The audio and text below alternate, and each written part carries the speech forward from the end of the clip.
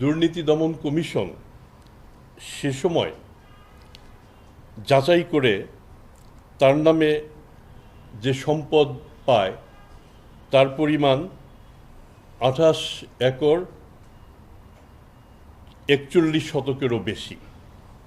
এটা হচ্ছে স্থাবর সম্পত্তি, এবং সেই সময় তার ক্রয়কৃত স্থাবর সম্পত্তি কিংবা জমির মূল্য দাঁড়ায় 33,66,010 টাকা।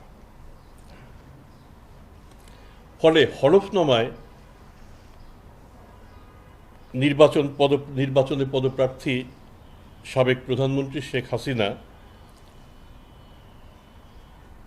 21 একর 91 শতকেরও বেশি জমি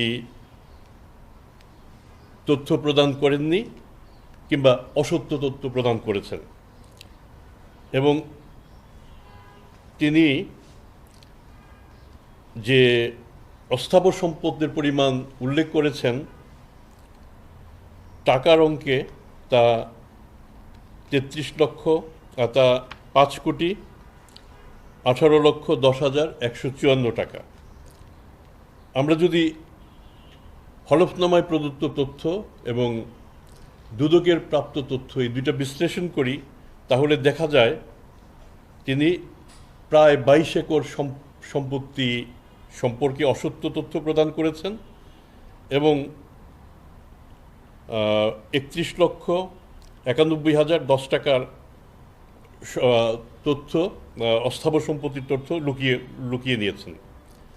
এবং সে সময় তার ব্যবহৃত একটি গাড়ি, যেটি সে সময় 2,30,000 ইউরো ধরা হয়েছে, আমরা দলিলে যা পেয়েছি তাতে 84 টাকা ইউরো প্রতি ধরে 1,93,20,000 টাকা এই গাড়িটি তথ্য তিনি হলফনামায় প্রদান করেননি।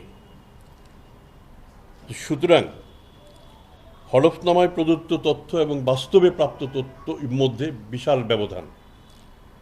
দুর্নীতি দমন কমিশন যখন কাজ করে, দুর্নীতি দমন কমিশনের কাজের মূল ভিত্তি দলিল, দস্তাবেজ এবং প্রাপ্ত প্রমাণ, কাগজপত্র ইত্যাদি। আমরা তার উপর ভিত্তি করেই এই তথ্যটি প্রদান করেছি। এর পরিপ্রেক্ষিতে নির্বাচনী বিধিমালায় যা করণীয় নির্বাচন কমিশন তা করবে, তবে সাধারণভাবে আমরা যেটা বুঝতে পারি যে এতে প্রার্থিতা পদ বহাল থাকার কোনো কারণ নেই। সুতরাং আমরা এই বিষয়টি উত্থাপন করে আমরা নির্বাচন কমিশনকে পত্র দিয়েছি। আমার মনে হয় পরবর্তী সিদ্ধান্ত আপনারা নির্বাচন কমিশনের কাছে পাবেন। একই সাথে আমরা দুদকে তৎকালীন প্রধানমন্ত্রী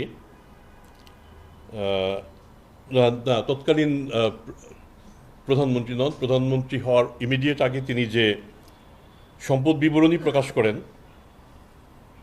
তাতে আমরা দেখতে পাচ্ছি তার সম্পদের পরিমাণ এখানে খানিকটা বেশি, 9 একর 31 শতকের মতো, এবং ক্রয়কৃত স্থাবর সম্পদের মূল্য 1,75,000, আর অস্থাবর সম্পত্তির পরিমাণ বলেছেন 3,24,87,344।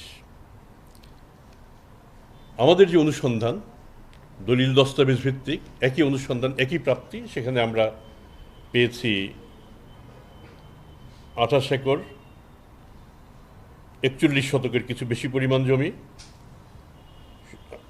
স্থাবর সম্পত্তির মূল্য ক্রয়কৃত 33,66,010 টাকা, এবং অস্থাবর সম্পদের পরিমাণ 5,18,10,154। এখানেও একটি বড় ধরনের হেরফের রয়েছে।